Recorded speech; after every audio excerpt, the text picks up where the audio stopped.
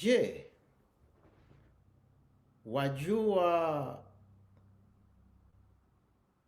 kama Uislamu ule wa Muhammad alioanzisha kwa miaka 23 takriban, huo Uislamu wa Muhammad ambao alianzisha kwa miaka 23, tukimpa kulingana na historia iliyo maarufu miaka 13 kule Maka, miaka 10 mji wa Madina.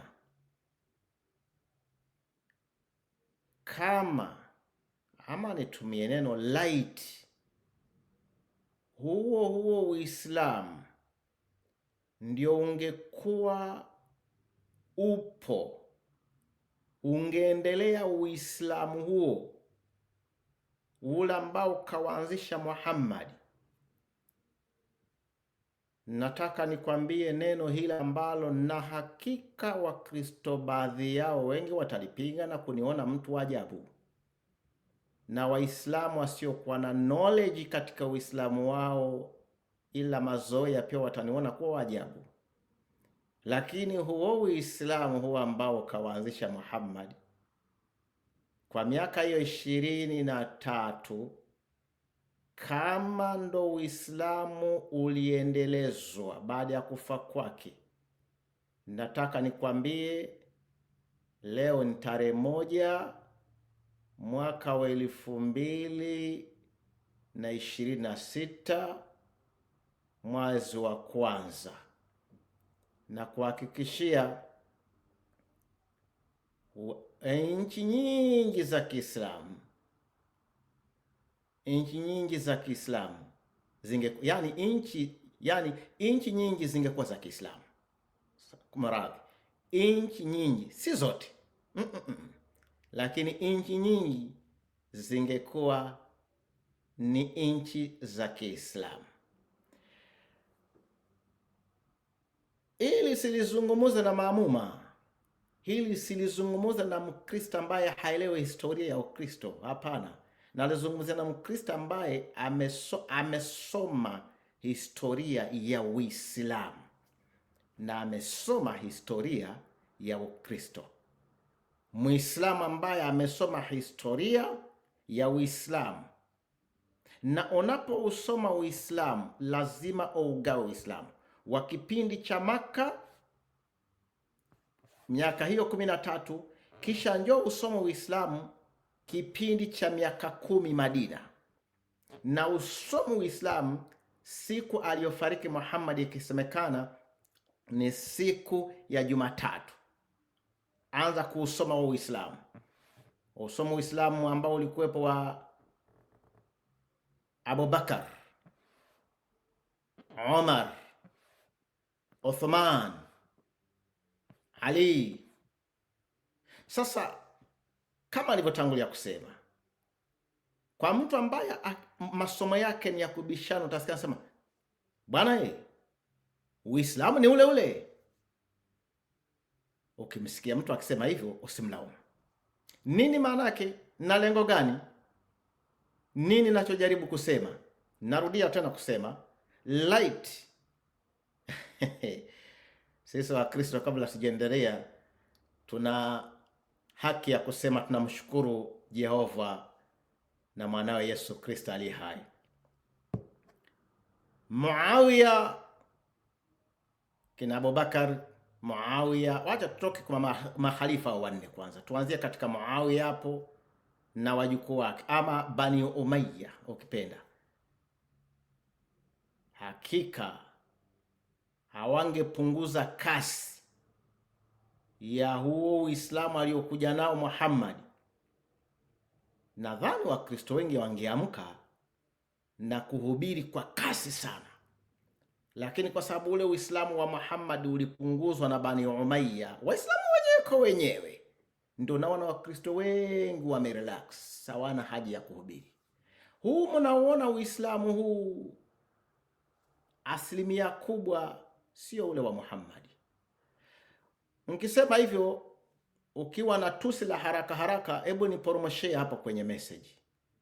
Ukiwa na kejeli ya haraka haraka, nibwagie hapo kwenye message, kwa sababu hivyo hayo ndo majibu tunayotarajia, kwamba unaposema kitu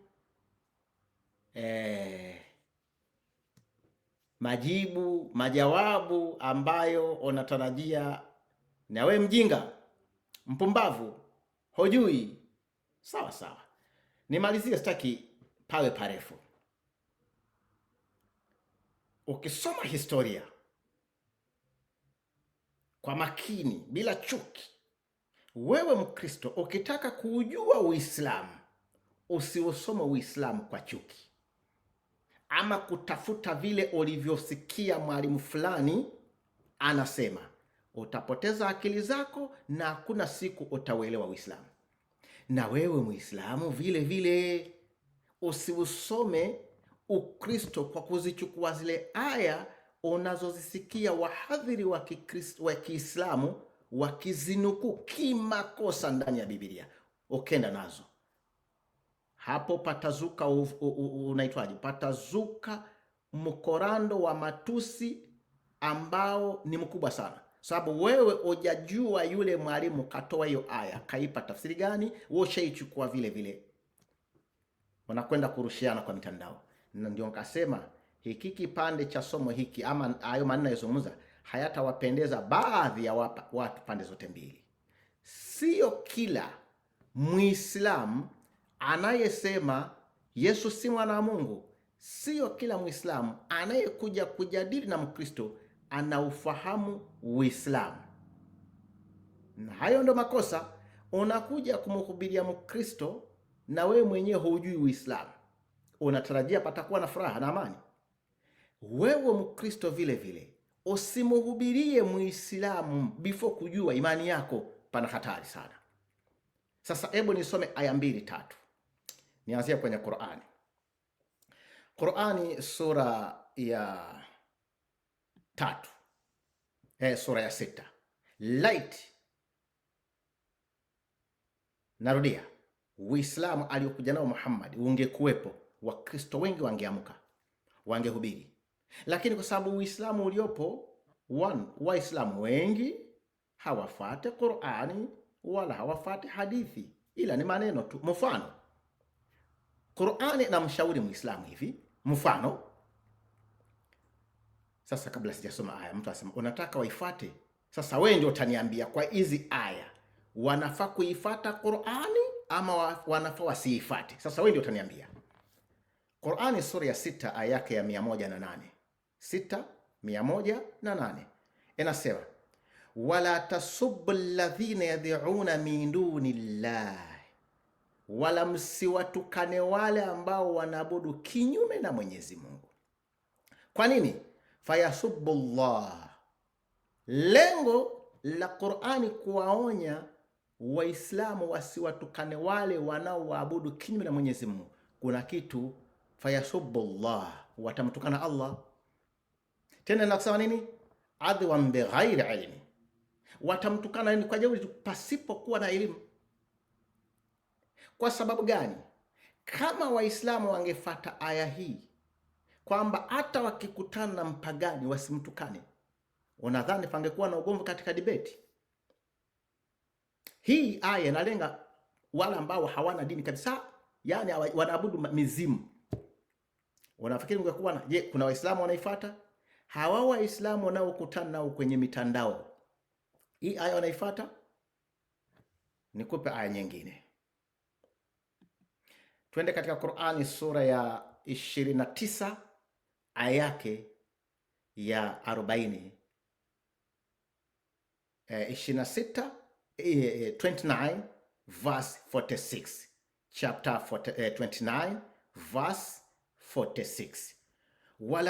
Wala tujadilu ahla alkitabi illa billati hiya ahsan, wala usijadiliane, fanya mjadala na watu waliopewa kitabu, illa billati hiya ahsan, illa kwa maongezi, kwa yale maneno ambayo ni mazuri. illa alladhina dhalamu, huenda miongoni mwa wao waliopewa kitabu kuna watu ambao kwa modo wao hawajijui, wamedhulumu nafsi zao. Na hawa pia Qur'an anawaambia nini? Waqulu amanna, mwambie tunaamini, billadhi unzila ilaina, tunaamini yale ambayo yameteremshwa kwetu, wa inaenda kusema wa unzila ilaykum, na yale ambayo yameteremshwa kwenu, wa ilahuna wa ilahukum wahid, mola wetu na mola wenu ni moja, wa nahnu lahu muslimuna, na sisi kwake tumenyenyekea. Hizi aya mbili kwa hawa Waislamu wanaofanya nao mijadala, kuna anaifuata? Kama yupo, siseme si wote. Wangezifuata hizi aya mbili, unadhani pangekuwa na matusi kwenye runinga, kwenye hii mikutano? Sasa je, huu ni Uislamu upi? Wa Bani Umayya? Wa Bani Umayya.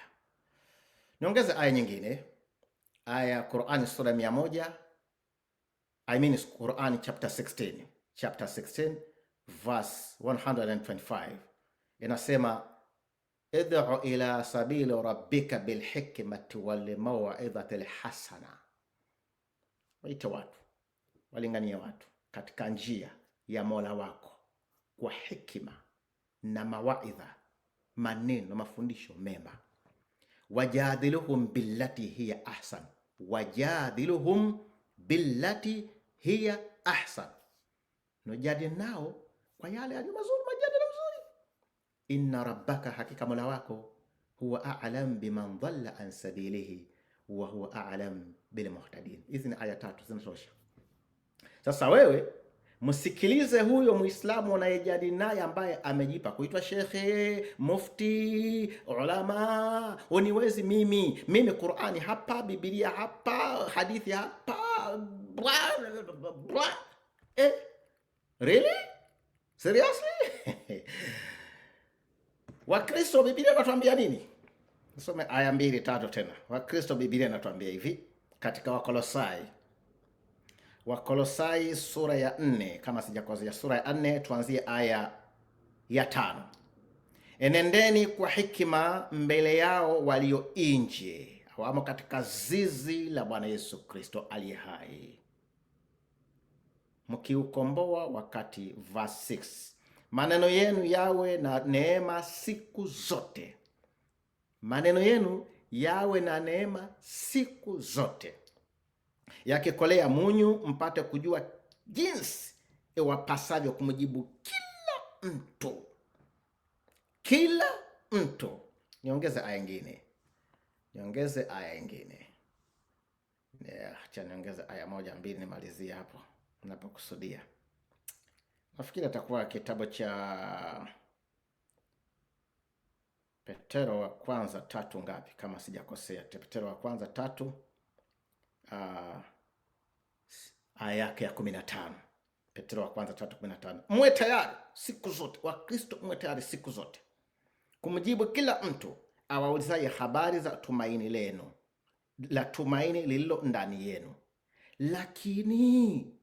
Lakini kwa katika kujibu na muulizaji atakapokuuliza, kwa upole na kwa hofu.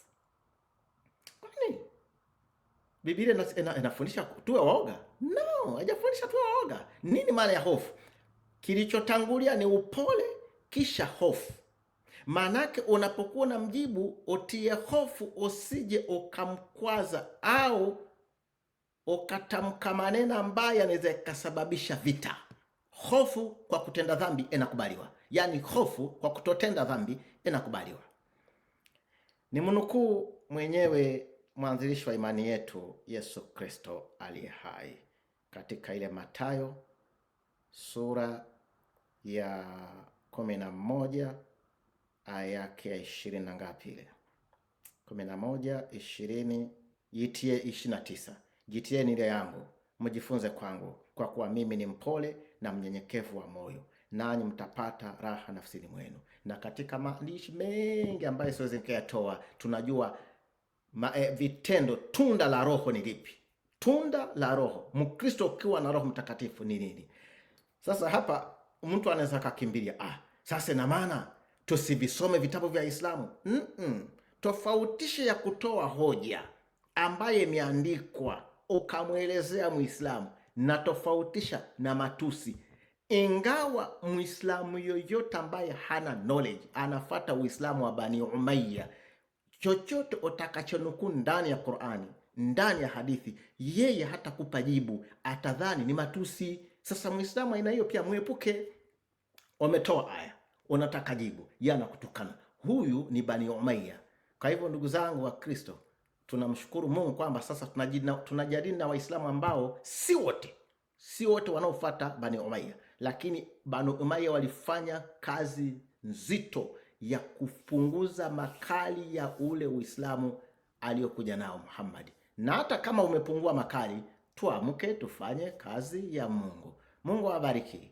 Tufanye mijadala ya heshima. Hata mimi na mapungufu yangu, pengine kuna wakati natereza, ni jukumu langu kujirudi na kuweza kurekebisha. Tufanye mijadala kulingana na vitabu vya Mungu. Lakini ukiona na kasumba, mimi hapana, wewe huna tunda ya Roho.